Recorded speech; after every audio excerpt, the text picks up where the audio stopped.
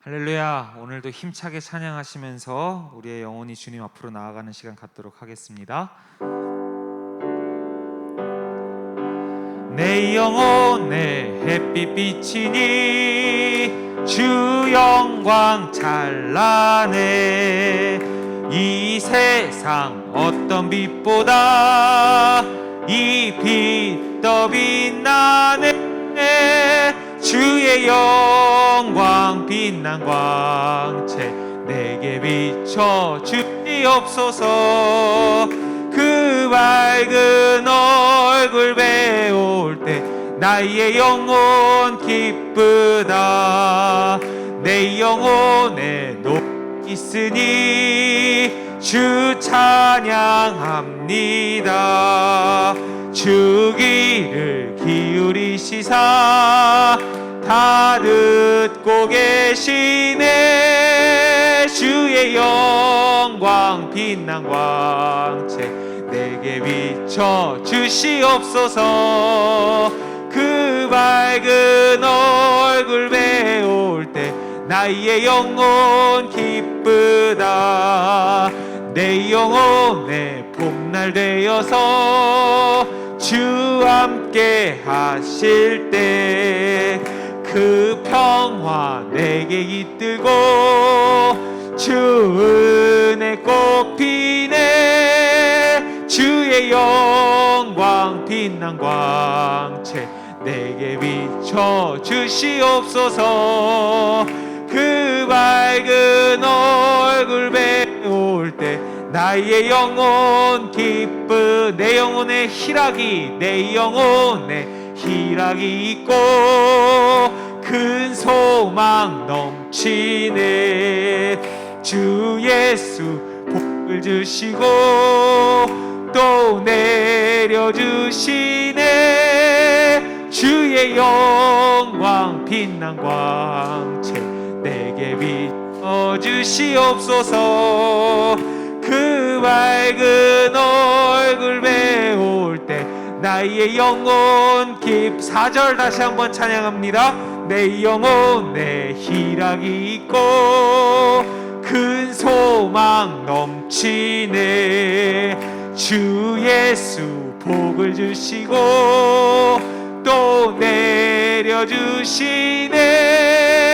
주의 영광 빛난 광채 내게 비춰 주시옵소서. 그 밝은 얼굴 배울 때 나의 영혼 주의 영광 빛난 광채 내게 비춰 주시옵소서. 그 밝은 얼굴 배울 때 나의 영혼 기쁘다. 내 영혼이 은총 입어 중한 죄짐 벗고 보니 슬픔 많은 이 세상도 천국으로 화도다. 할렐루야 찬양하세. 내 모든 죄 사함 받고 주 예수와 동행하니 그 어디나 하늘나라 주의 얼굴 뵙기 전에 멀리 뵈던 하늘나라 내 맘속에 이루어지니 날로 가깝도다. 할렐루야 찬양하세.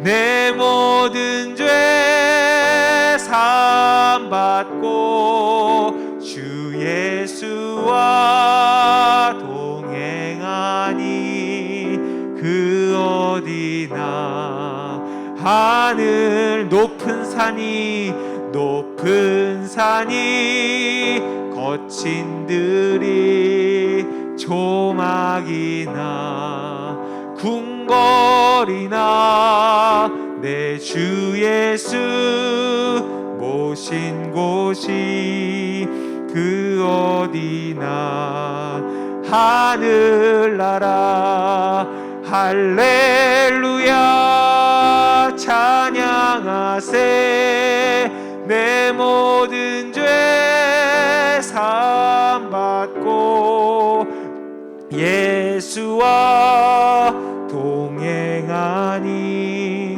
그 어디나 하늘 할렐루야 할렐루야 찬양하세 내 모든 죄 사함받고 그 예수와 동행하니 그 어디나 하늘나라 할렐루야 찬양하세 내 모든 죄 사함받고 주 예수와 동행하니 그 어디나 하늘나라.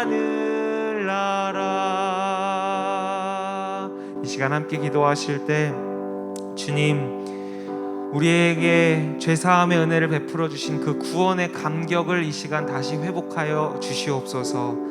다시 한번 할렐루야 찬양하세 힘차게 선포하며 주 예수님과 동행하니 그 어디나 하늘나라라고 고백하는 우리의 한 주간이 되게 하여 주시옵소서. 이 기도 제목 가지고 주님 앞에 잠잠히 기도하며 나아가겠습니다. 기도하겠습니다. 하나님 감사합니다. 할렐루야 할렐루야 찬양하세요. 우리에게 구원의 감격을 회복시켜 주시고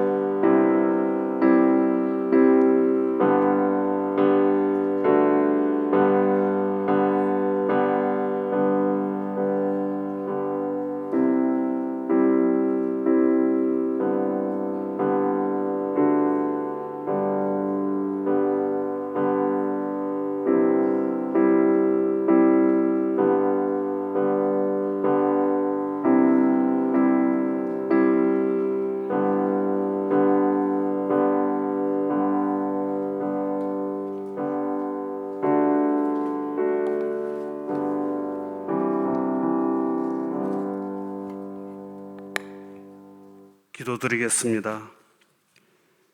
큰 권능으로 세상 만물을 주관하시는 하나님, 모든 영광 존귀 찬양 홀로 받으시옵소서. 하나님의 교회로 아름답게 세워주신 제일교회에서 오늘 거룩한 주님의 날 시간과 공간을 구별하여 한마음으로 예배드리게 하시니 무한 감사드립니다. 온전한 예배 기쁨으로 흠양하옵소서. 코로나19로 어지러운 상황을 맞고 있는 요즘 하나님의 뜻을 헤아려 봅니다. 기도하라 하십니다. 우리 영의 형제들이 교회가 멀어지며 영적 공백을 경험합니다. 많은 시련과 어려움에 직면하면서 지치고 넘어집니다. 하나님의 도를 떠나 예수님 십자가 사랑을 까맣게 잊고 나의 결백과 나의 자존감을 앞서 드러냅니다. 마귀는 이 모습을 매우 기뻐합니다. 마귀 세력은 언제든 나를 위협하고 꼬이며 사망의 길로 인도합니다. 주여 이 세대를 분간할 수 있도록 영분별의 은혜를 허락하시고 악에서 떠나 가장 선한 길로 우리를 인도하옵소서. 우리 제일교회를 긍휼히 여겨주옵소서. 우리 제일가족 모두가 교회를 순수하고 사랑으로 섬겼던 이전 모습 그대로 온유한 교회가 되기를 원합니다. 모든 일에 이해와 용서, 화해와 사랑만이 교회를 살릴 수 있을 것입니다. 모든 수고와 헌신이 헛되지 않을 것입니다. 기도원이 싸워야 할 대상은 에브라임이 아니고 미디안이었습니다. 지금 우리가 싸워야 할 대상이 누구인지 정확하게 알게 하옵소서. 우리의 대적은 사탄 마귀입니다. 이 영적 싸움에서 승리하도록 교회를 위해 애통하며 기도하는 우리 되길 원하고 바랐고 기도합니다. 제일가족 모두 한 마음으로 애통의 기도, 회심의 기도, 긍휼의 기도로 교회를 바로 세우고 몸된 교회에 지체되어 각자 역할에 충성하게 하옵소서. 목사님의 제일교회 비전이 하나님께 기쁨과 합당함이 되게 하시고 장로님을 비롯 모든 성도들이 일심으로 돕는 간절한 기도로 슬기롭게 협력하였을 때 영적 권위를 갖는 교회, 하나님의 마음 그리스도의 심장으로 세상을 거룩하게 하는 책임, 하나님 나라를 선포하는 사명 감당, 철저하게 죄를 제거하고 사랑으로 하나 되는 사명 공동체가 될 것이라는 믿음으로 고백합니다. 이제 제일교회는 기도합니다. 제일교회는 회개합니다. 제일교회는 사랑합니다. 제일교회는 승리합니다. 이 시간 박성영 목사님의 통해 선포되어지는 하나님의 말씀이 성령 충만 은혜로 우리 제일가족 모두의 마음을 위로하시고 하나님께 집중하기로 결단하는 귀한 예배가 되게 하옵소서. 영소와 사랑이신 예수님 거룩한 이름 받들어 간절히 기도드렸습니다. 아멘.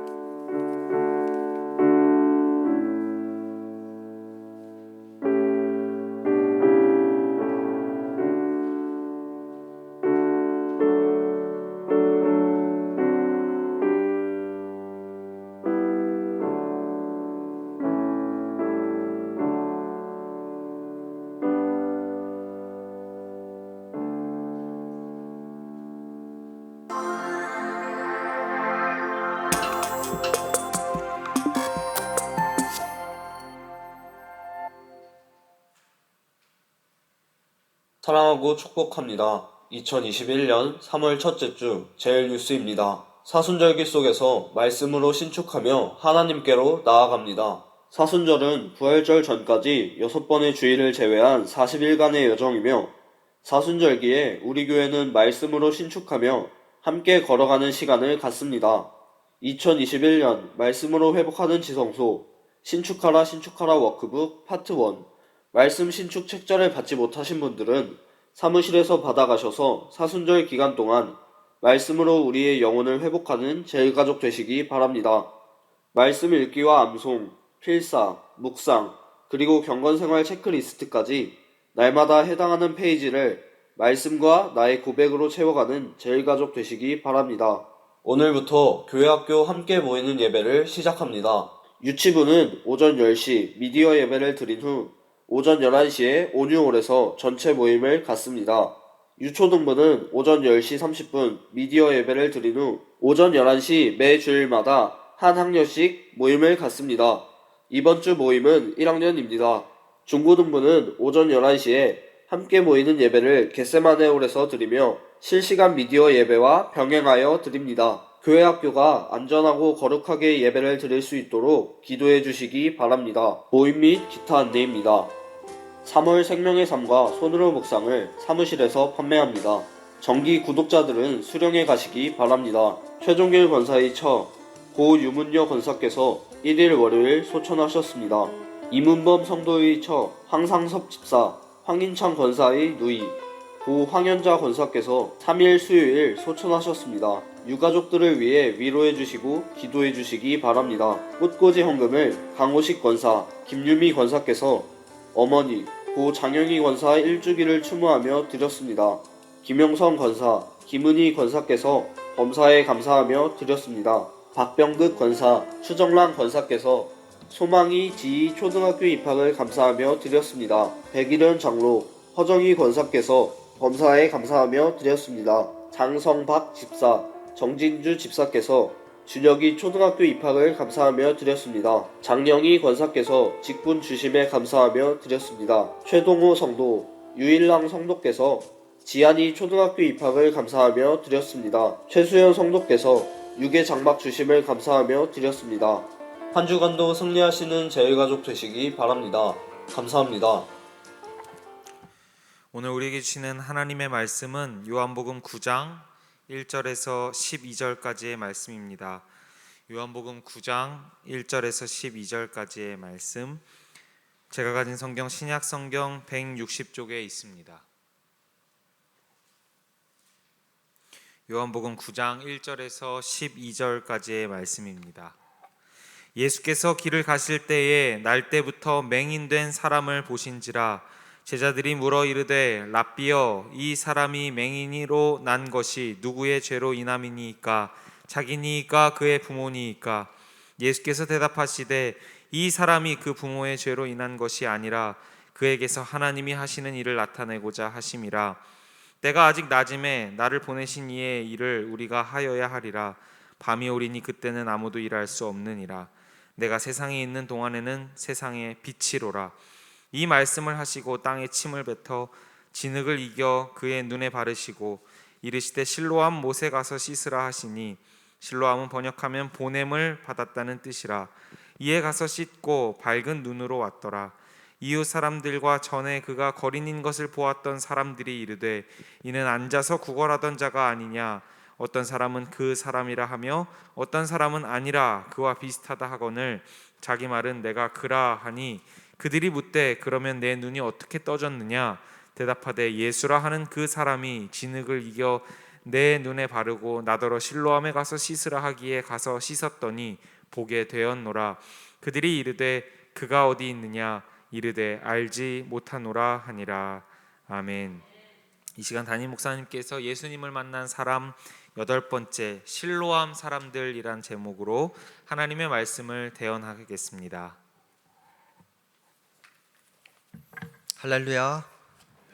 우리 사랑하고 축복합니다. 우리 찬송하시면서 서로를 위해서 축복하겠습니다.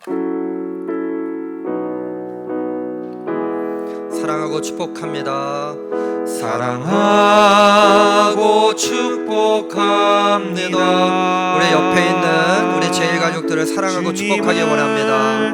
사랑의 마음을 담고 또 따스한 눈빛으로 우리 옆에 있는 우리 제일 가족들을 사랑하고 축복합니다. 당신의 그 삶은 사랑하고 축복합니다. 사랑하고 축복합니다. 사랑하고 축복합니다. 주님을 위해 드리는 아름다운 당신의 그 삶을 사랑하고 축복합니다. 아름다운 나의 삶을 아름다운 나의 삶을 사랑하고 축복합니다. 우리 하나님께 감사와 영광의 박수 올려드립니다. 아멘. 오늘부터 우리 다음 세대들 우리 교회학교 예배가 전체는 아니지만 학년별로 또 부서별로 시작이 되었습니다. 여러분 기도해 주시기 바랍니다. 우리 아이들 보면요, 얼마나 안 됐는지 몰라요. 학교 가서 공부만 합니까? 여러분들은 공부만 하셨는지 모르지만 저는 학교 수업 시간보다 운동장에서 노는 시간이 더 좋았던 것 같아요. 감사합니다, 장로님. 교수님이 저런 얘기를 해주시니까 제가 힘이 됩니다.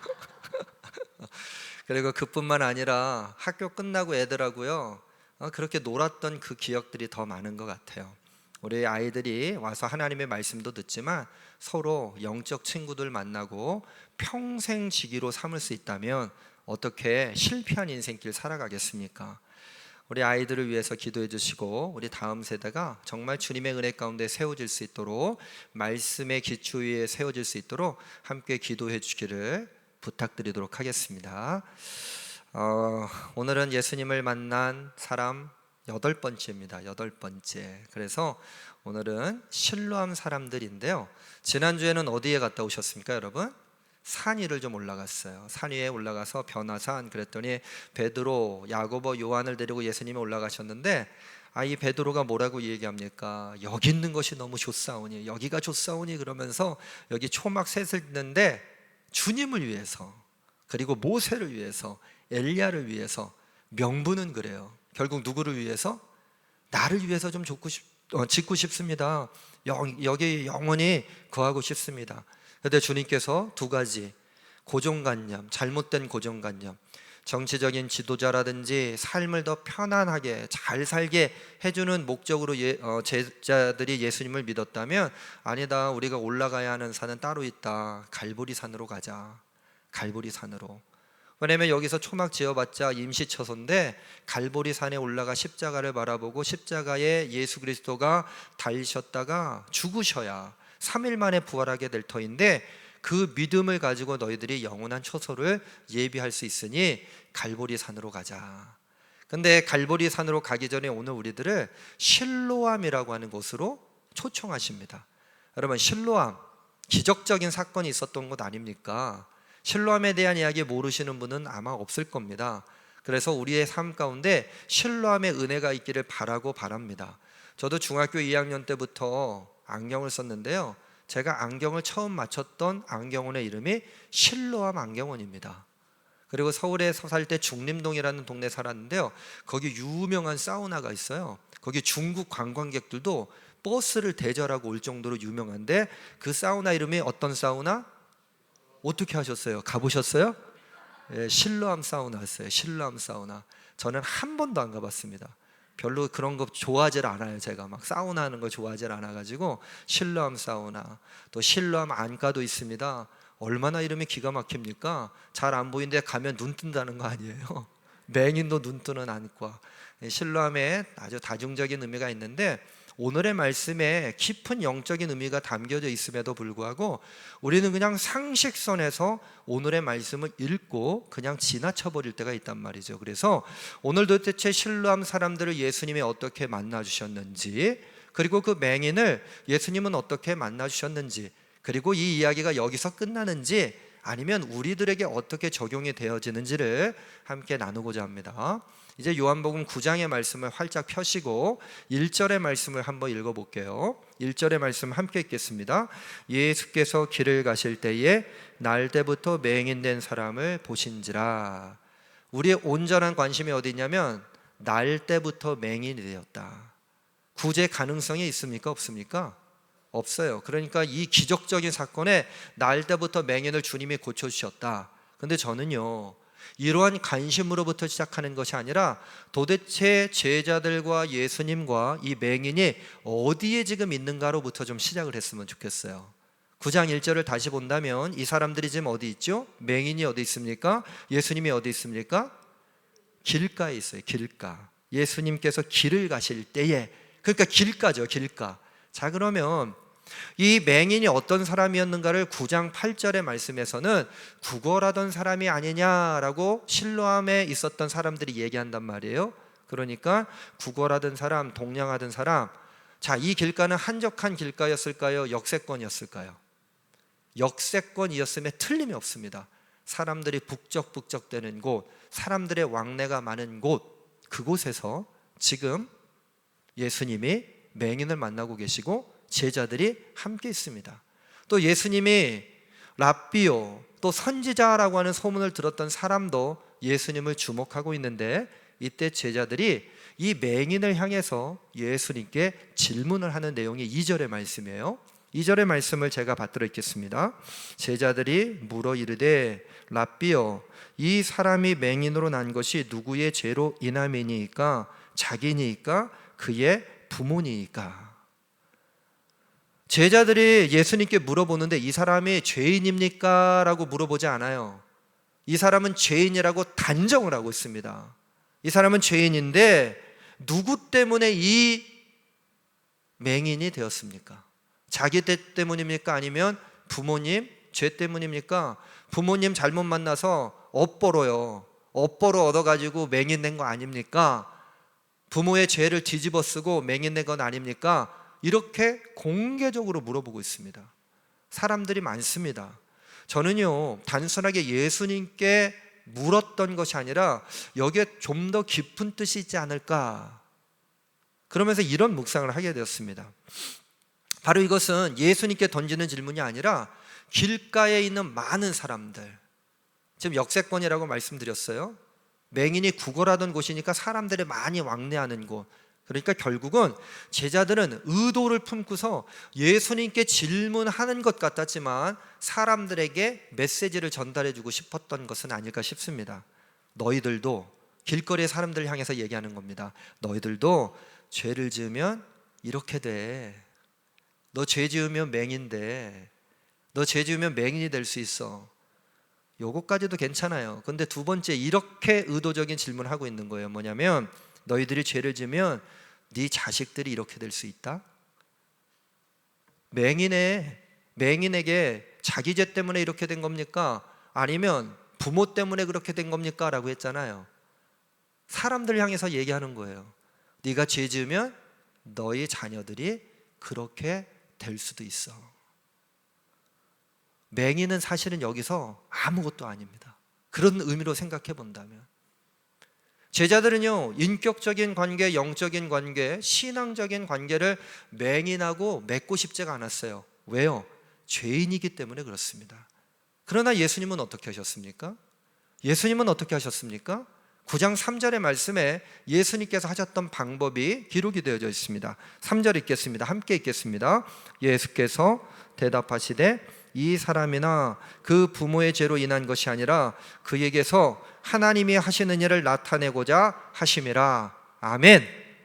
얼마나 속이 시원했을까요, 맹인이. 아니, 제자들이라고 하는 사람들은 내 죄 때문인가 아니면 부모의 죄 때문인가, 그리고 사람들한테 창피하게 막 공개적으로 이야기를 하고 있는데 예수님은 뭐라고 대답하셨습니까? 그 부모의 죄도 아니고 이 사람의 죄도 아니다. 아멘이시죠, 여러분? 분명합니까? 이 예수님의 대답에 대해서 속이 다 시원하십니까? 분명히 아멘이라고 하셨어요.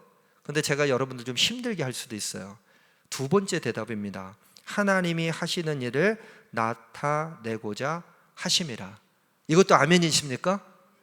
그럼 여러분은 맹인데도 괜찮습니까? 아니, 아까 아멘 하셨잖아요, 분명히. 왜 또 마음이 달라지셨어요? 왜 이렇게 왔다 갔다 하십니까? 하나만 보면 안 됩니다. 하나만. 두 가지를 다 볼 수 있어야 돼요. 여러분, 내가 맹인되는 것까지는 그래도 받아들일 수 있는데, 아까 제자들이 길거리에 있는 사람들 향해서 이렇게 의도적으로 말했던 것은 아닌가라는 제가 한번 묵상을 했어요. 너희들 죄 지면 너희 자녀들이 이렇게 될 수도 있어. 예수님의 이야기를 좀 더 확장시켜 보자면 하나님의 하시는 일을 나타내시고자 우리 자녀들을 맹인으로 태어나게 한다면 여러분 믿으십니까? 왜 아멘을 한 번도 안 하세요? 왜 아까 아멘 하셨던 분들이 아멘을 안 하시냔 말이에요. 받아들이기가 쉽지 않아요. 이 3절의 말씀 너무 단순한 말씀이 아니에요. 은혜롭게만 받아들일 수 있는 말씀이 아닙니다. 저 사람의 죄도 아니고 부모의 죄도 아니다. 우리는 아멘 했어요. 그런데 하나님의 일을 나타내기 위함이다라고 했을 때 왜 우리는 아멘 할 수가 없습니까? 예수님은요, 야속하게도 이런 말씀을 하실 수밖에 없었습니다. 왜냐하면 예수님은 이 땅에 오실 때에 오직 하나님이 하시는 일에만 관심이 있으셨습니다. 하나님께서 하셔야 하는 일들에만 관심이 있으셨어요. 그리고 한 번도 그 목적에서 벗어난 적이 없으셨습니다. 생각해 본다면 하나님의 일을 하시기 위해 이 실로암 목가로 가서 눈이 밝게 되었던 이 맹인의 이야기가 복음을 전하기에 얼마나 대박 사건입니까?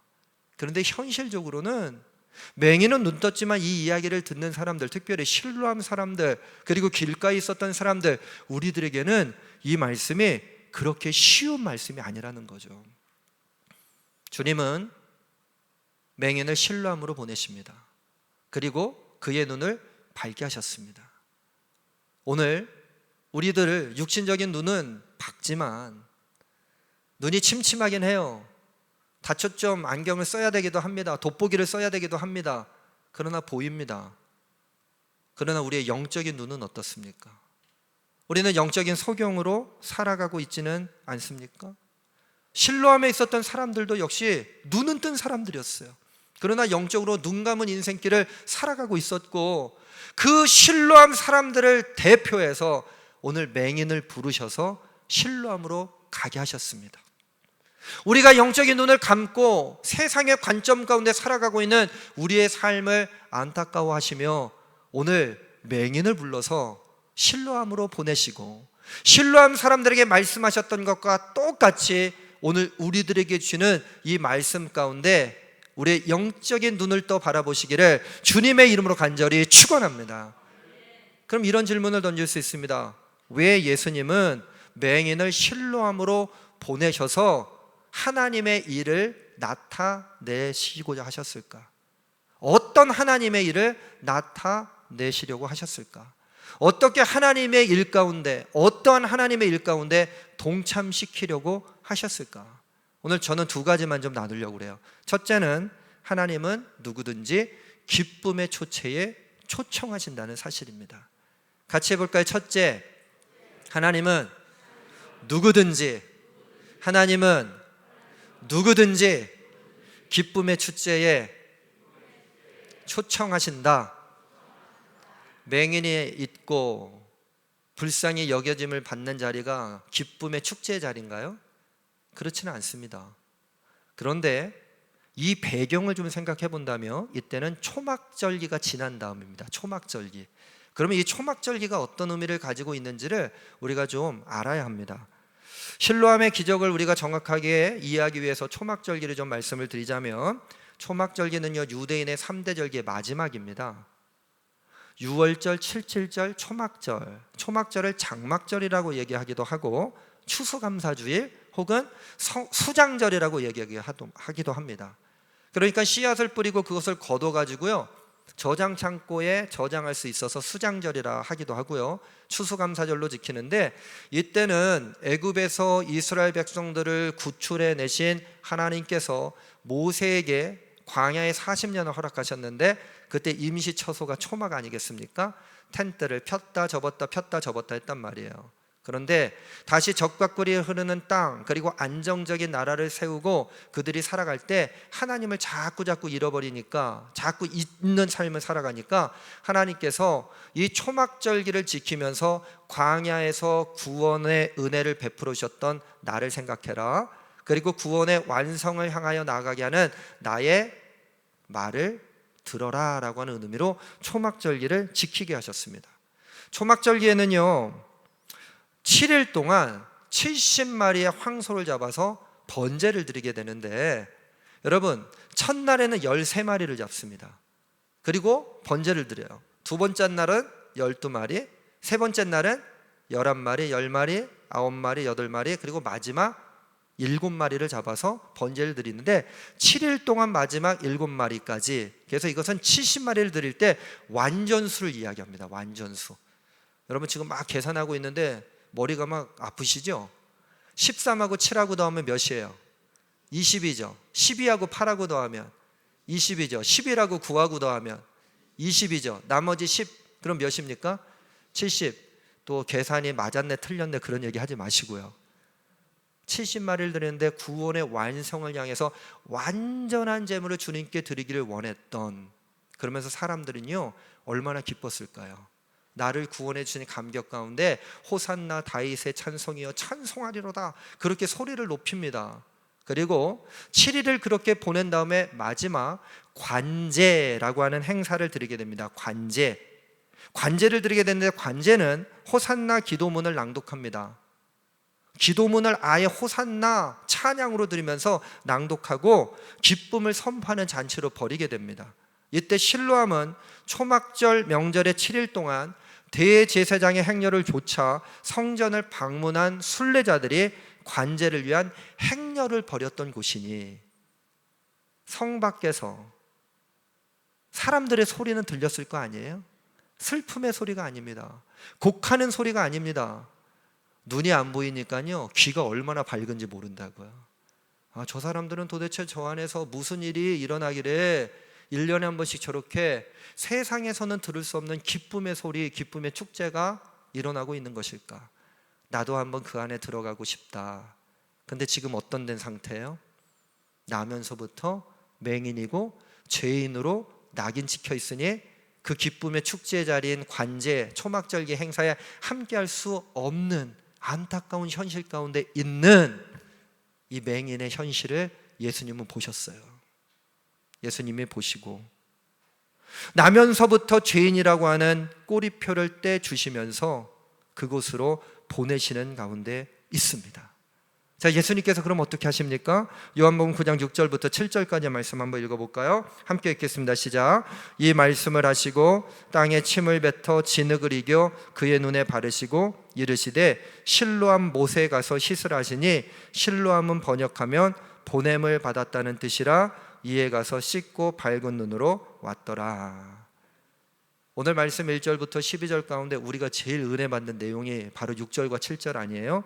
말씀을 마치고 땅에 침을 뱉었어요. 진흙을 이겼어요. 그의 눈에 바르시고 이르시되 실로암 못에 가서 씻으라 하시니 이에 가서 씻고 밝은 눈으로 왔더라. 근데 실로암의 뜻이 무엇입니까?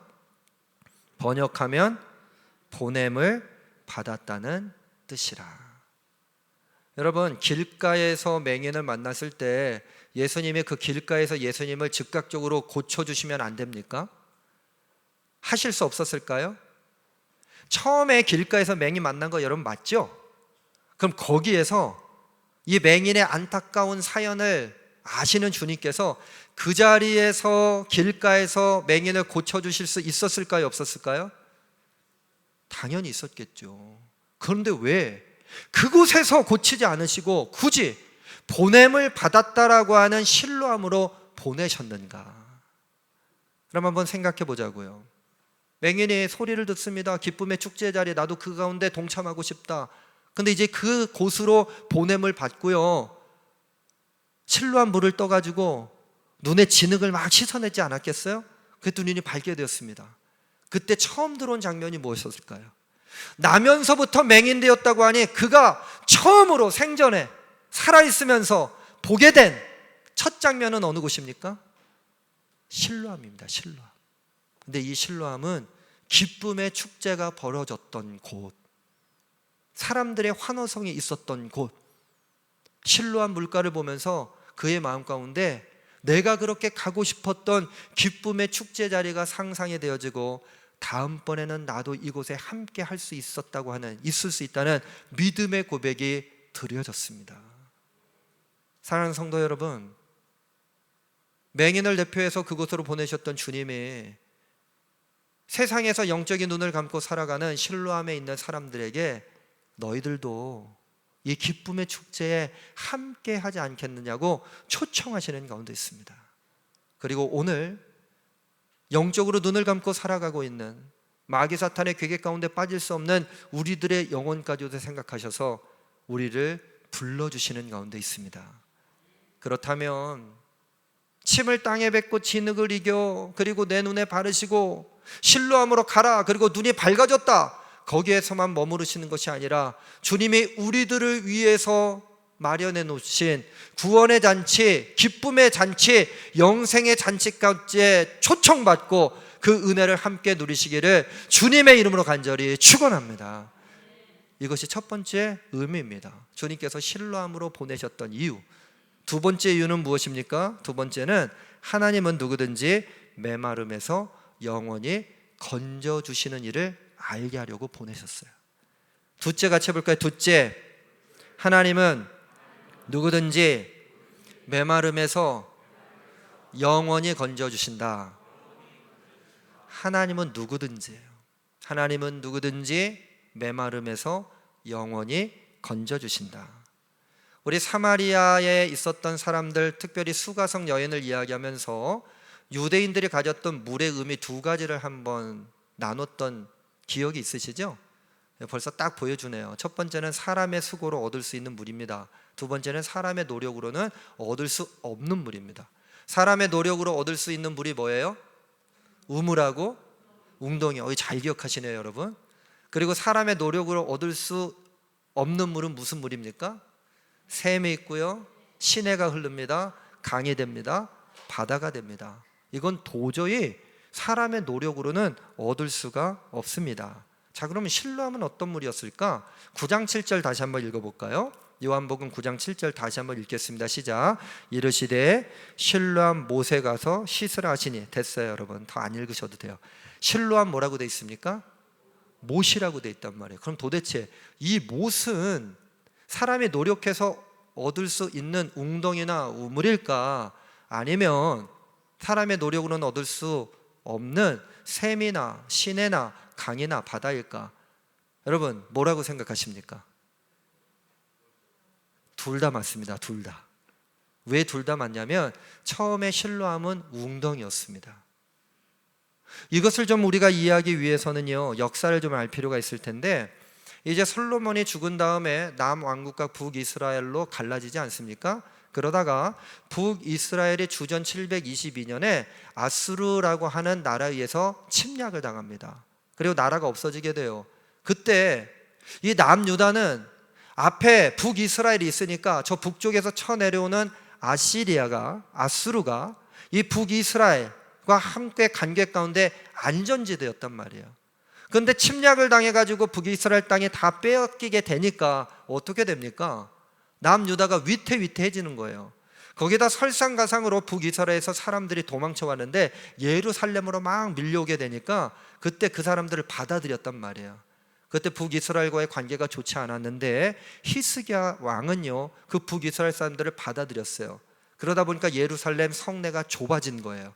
그래서 성벽을 더 쌓습니다. 그리고 확장을 한 거예요.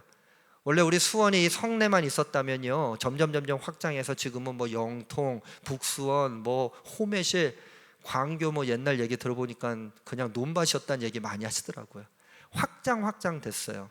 그때 원래 실로암은 저기 바깥에 있었어요. 예루살렘 성 안에 있었던 것이 아니라 바깥에 있어서 사람들이 물을 기르러 오기도 하고 또 그것을 물을 퍼날르기도 했단 말이에요. 이건 히스기야 왕 때입니다. 그런데 그렇게 성을 확장하고 나고 인구 밀도가 높아지니까 물 부족 상태가 생겨버리게 된 거예요. 그러다 어떻게 하면 될까? 마침 동쪽에 기혼샘이라고 하는 게 있었어요. 자, 한번 이제 지도를 한번 보시죠. 여러분 동쪽에 보면 기온샘 보이십니까? 여러분들 보기에 이쪽에 있어요. 기온샘이 있어요. 이것은 사람의 노력으로 얻을 수 있는 물입니까? 노력으로 얻을 수 없는 물입니까? 노력으로는 얻을 수 없는 물이에요. 샘이니까. 물이 끊어지지 않는 곳. 그런데 성 안에 있지 않고 성 밖에 있었단 말이에요. 근데 지금 실로암은 성을 확장시키면서 성 안으로 들어왔으니 히스기야가 어떤 생각을 했냐면, 자 그러면 이 기온샘으로부터 실로암까지 수로를 연결하면 되겠구나. 근데 그냥 땅 위를 파갖고 수로를 파면요, 적들의 성 밖에서 이상하게 할 여지가 있으니까 다시 한번 보여주세요. 다시 한번 지하로 파기 시작한 겁니다. 저게 우리 눈으로 보기에는 땅 위를 판 것 같지만 그렇지 않아요. 지하 수로를 파게 된 거예요. 기온샘에서부터 어디까지? 실로암까지. 이걸 히스기야 터널이라고 이야기합니다. 우리 성지순례 가서요, 그 좁디 좁은 히스기야 터널을 찬송을 부르면서 이렇게 들어간 적이 있었는데, 자 그럼 이건 어떤 의미를 가지고 있어요? 웅덩이는 메마릅니다. 웅덩이는 말라 비틀어집니다. 웅덩이는요, 고인물이 되면 그 물이 악취가 나고 먹을 수 없는 물이 됩니다. 그런데 기온샘으로부터 물이 끊어지지 않도록 계속 생수가 흘러오니 이 실로암은요, 정결한 물로 계속해서 있을 수 있고 이것이 결국 샘이 되었던 것입니다. 웅덩이도 맞고요, 샘도 맞은 거예요. 소경을 생각해 본다면 소경의 삶은요, 하루하루 근근히 살아가는 메마른 삶 아니었겠습니까? 길거리에서 손가락질 당해요. 아우 저 죄인, 아우 불결해, 함께 할 수 없어. 내가 지금 정결하게 솟아나는 샘물인 실로암으로 가는데 아우 내가 저 사람 보는 게 아닌데 아우 나한테 저 부정함이 타면 어떡하지? 이런 손가락질 받던 삶, 메말랐던, 눈도 보이지 않아서 사람들의 기쁨의 소리만 그냥 들을 수밖에 없었던 그 삶. 근데 주님이 아셨잖아요. 그곳에서 고쳐주실 수 있었습니다. 길가에서. 그런데 실로암으로 보내셔서, 야 너희들 육신의 눈뿐만 아니라 너의 영혼이 메말라가고 있지는 않니? 그렇다면 내가 오늘 이 실로암의 은혜를 통해서 너를 메마르지 않는 영원한 삶을 살아갈 수 있도록 너를 초청한다고 말씀해 주셨던 것입니다. 사랑하는 성도 여러분, 실로암의 사람들, 그러나 현실은 어땠을까요? 오늘 말씀 가운데 8절부터 12절에 실로암 사람들의 실체가 담겨져 있어요. 제가 한번 읽겠습니다. 요한복음 9장 8절로부터 12절입니다. 이웃 사람들과 전에 그가 거린인 것을 보았던 사람들이 이르되 이는 앉아서 구걸하던 자가 아니냐? 어떤 사람은 그 사람이라 하며 어떤 사람은 아니라 그와 비슷하다 하거늘 자기 말은 내가 그러하니 그들이 묻되 그러면 내 눈이 어떻게 떠졌느냐? 대답하되 예수라 하는 그 사람이 진흙을 이겨 내 눈에 바르고 나더러 실로암에 가서 씻으라 하기에 가서 씻었더니 보게 되었노라. 12절 한번 읽어볼까요? 읽겠습니다. 시작. 그들이 이르되 그가 어디 있느냐 이르되 알지 못하노라 하니라. 알고 있어요? 알지 못하고 있어요? 몰라요. 실로암에 가서 눈 떴던 이 맹인도요, 겨우겨우 주님의 나를 기쁨의 축제에 초청하시는구나, 그리고 메마르지 않도록 영원히 나를 건져주시는구나, 은혜를 베풀어 주시는구나, 그렇게 하고 있음에도 불구하고 몰랐다는 거예요. 그리고 그 뒤에 어떤 이야기가 나오냐면 재판장에 서서 예수님이 이 맹인을 고쳐주셨던 안식일에 사람을 고쳤다라고 하는 이유로 증인으로 세워지는 안타까운 현실, 그 현실이 뒤에 펼쳐지고 있단 말이죠. 실로암 사람들은 몰랐습니다. 이 깊은 영적인 의미를 알지 못했습니다. 하지만 우리는 깨달아야 합니다. 우리는 알아야 합니다. 우리 주님께서 영원히 메마르지 않고 우리를 그 상황 가운데 건져주시기 위하여 실로암으로 부르시고 실로암으로 보내실 때에 기쁜 마음으로 그 실로암가에 가 영원히 메마르지 않는 우리 하나님이 하시는 일을 경험하시기를 주님의 이름으로 간절히 축원합니다. 오늘 두 가지를 묵상했어요. 첫째는 하나님은 누구든지 기쁨의 축제에 초청하신다. 두 번째, 하나님은 누구든지 메마름에서 영원히 건져주신다. 믿으십니까? 근데 이러고 끝나요. 예배들 때는 아멘 너무너무 잘합니다. 저도요, 막 선포할 때는 힘이 나요. 근데 현실에서요, 다시 하나님이 어려운 상황들을 통해서 나에게 무슨 일을 하시겠다고 거절하고 싶습니다. 나에게 하나님의 일을 하시기 위하여 병을 주신다고 거절하고 싶습니다.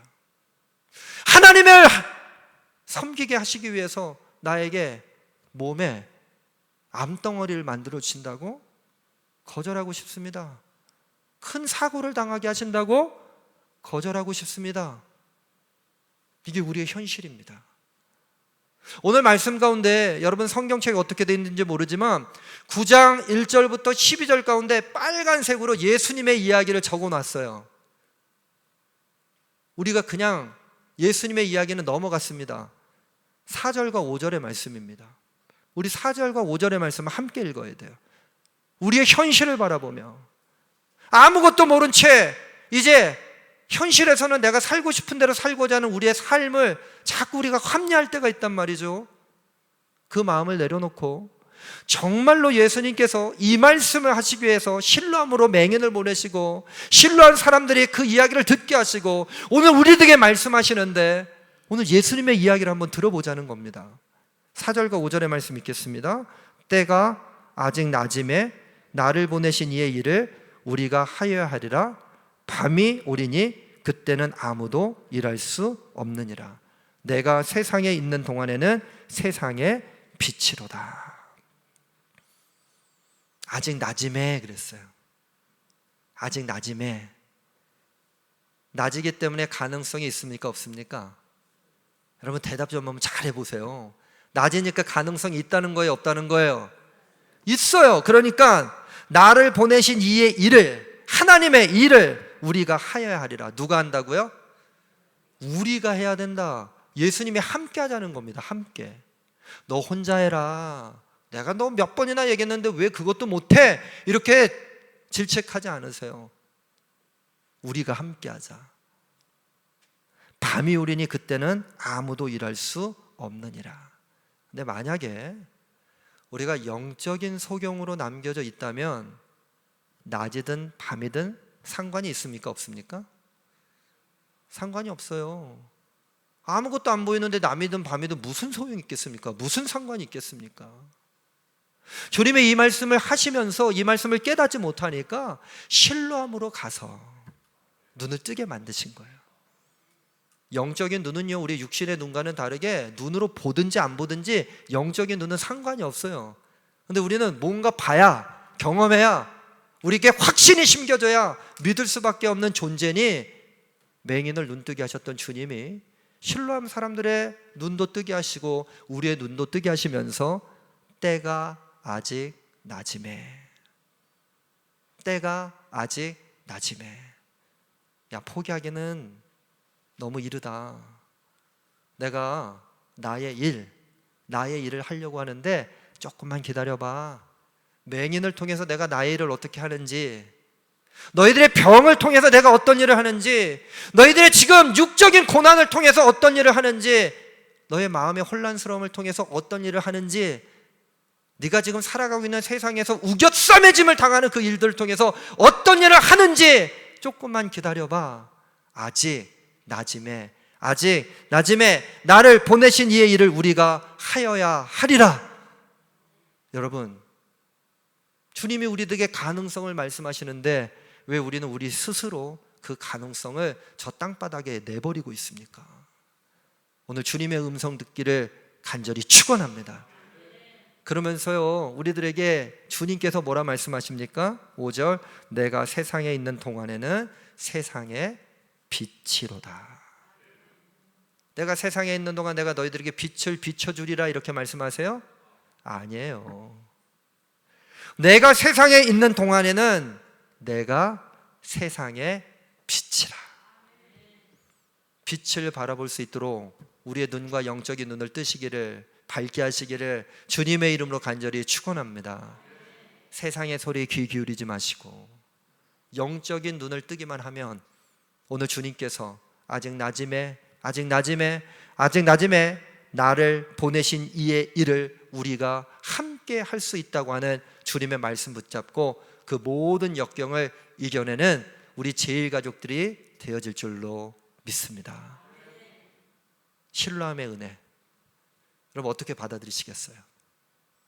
감당할 수 없는 은혜입니다. 여러분, 맹인이 되어야 누릴 수 있는 은혜예요. 그럼에도 불구하고 오늘 하늘 사명 감당하기 위해서 이것까지도 받아들일 수 있다면 우리는 세상 가운데 어둠에 있지 않고 주님의 빛을 바라보게 될 것입니다.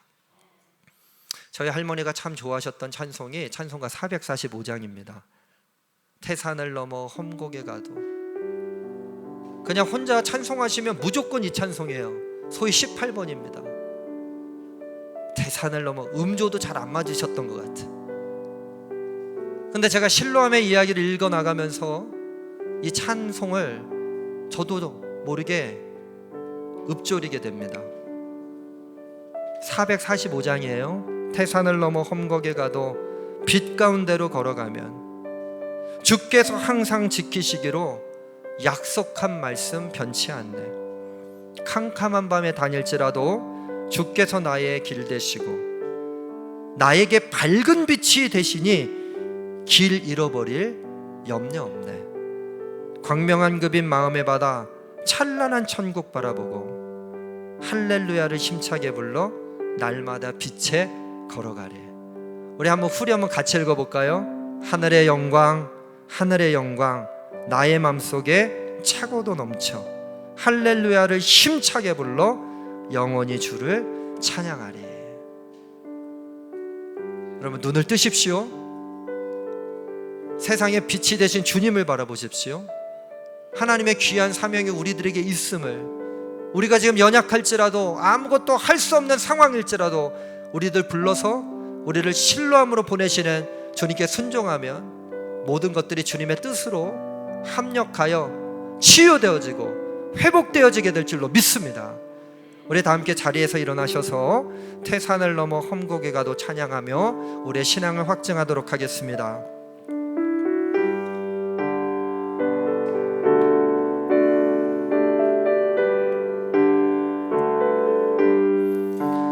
태산을 넘어 어둡게 가도 빛 가운데로 걸어가면 주께서 항상 지키시기로 약속한 말씀 변치 않네. 캄캄한 밤에 다닐지라도 주께서 나의 길 되시고 나에게 밝은 빛이 되시. 길 잃어버릴 염려 없네. 우리 선언합니다. 할렐루야의 찬양을 부르며 나갑니다. 하늘의 영광, 하늘의 영광, 나의 맘속에 차고도 넘쳐 할렐루야를 힘차게 불러 영원히 주를 찬양하리. 광명한 그 빛 마음에 받아 찬란한 천국 바라보고 할렐루야를 힘차게 불러 날마다 빛에 걸어가리. 하늘의 영광, 나의 맘속에 차고도 넘쳐 할렐루야를 힘차게 불러 영원히 주를 찬양하리. 하늘의 영광, 하늘의 영광, 하늘의 영광, 나의 맘속에 차고도 넘쳐 할렐루야를 힘차게 불러 영원히 주를 찬양하리.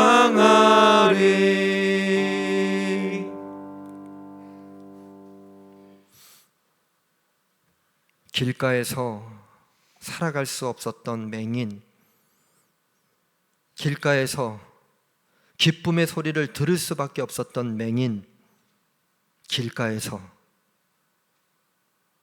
메마르고 메마른 삶으로 나아갈 수밖에 없었던 맹인, 그 맹인을 실로암으로 보내셔서 눈을 밝게 해주셨던 것뿐만 아니라 영적으로 주님을 만날 수 있도록 은혜를 베풀어 주시니 감사를 드립니다. 오늘 주님이 맹인을 향하여 때가 아직 낮음에 나를 보내신 이의 일을 우리가 하여야 하리라. 밤이 오리니 그때는 아무도 일할 수 없느니라. 내가 세상의 빛이 되어주리라 말씀하심을 눈을 뜨고서야 알았던 것처럼 저희들 혹시 소경된 삶, 맹인된 삶, 주님을 바라보지 못하는 삶 살아가고 있다면 실로암으로 보내시는 주님의 마음 붙잡고 실로암에 가서 영적인 눈을 뜨게 하여 주시옵소서. 영적인 눈을 뜨는 것에만 만족하는 것이 아니라 하나님이 누구든지 기쁨의 축제에 초청하심을, 하나님이 누구든지 메마름에서 영원히 건져주심을 믿음으로 고백하며 하나님의 선한 사명을 감당하는, 하나님의 일을 나타내는 우리 지휘가족들이 되게 하여 주시옵소서. 주님의 사명 감당하기를 간절히 소망합니다. 우리의 육신의 병마, 마음의 고통, 사방에서 우겨싸매짐을 당할지라도 그것이 주님의 일을 나타내기 위한 주님의 뜻이라면 기꺼이 받아들이게 하여 주시고 오늘 우리를 보내시는 실로암으로 가 다시 한번 영적인 눈을 소유한 우리 지휘가족들 되게 하여 주시옵소서.